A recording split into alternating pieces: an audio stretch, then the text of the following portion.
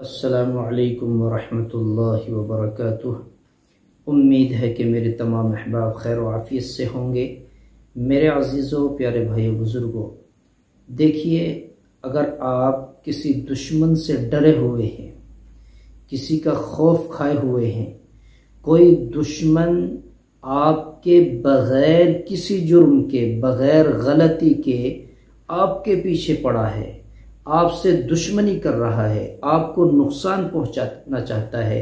जानी या माली या इज्जती किसी भी एतबार का आपको नुकसान पहुंचाना चाहता है, आप एक तरह से दुश्मन के सिकंजे में फंसे हुए हैं,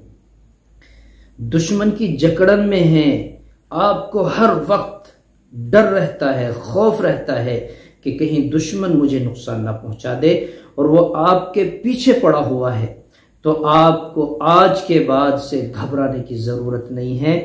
आप कब्रिस्तान जाएं, दो कब्रों के बीच में क़िबला रुख होकर, दो कब्रों के बीच में और काबे की तरफ रुख करके बैठ जाएं। 41 मरतबा सूरत कुरैश, लिईलाफि कुरैश, ये पूरी सूरत 41 मरतबा पढ़ें, और यह अमल 21 दिन मुसलसल करें या 40 दिन। इंशाअल्लाहुल अज़ीज़ कि आपका दुश्मन रांदा दरगार हो जाएगा, आपका दुश्मन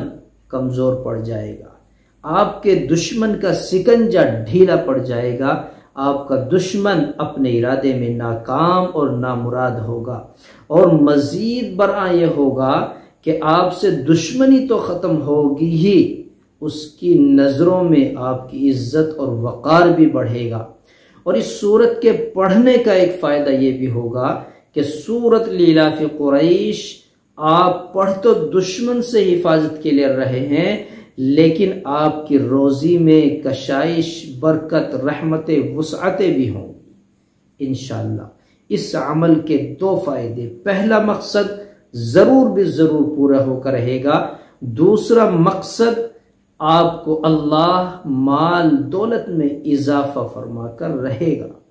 और ये शर्त है, तय है, कुरान का फैसला है। इस अमल को करें और दुश्मन के हर शर से महफूज रहें।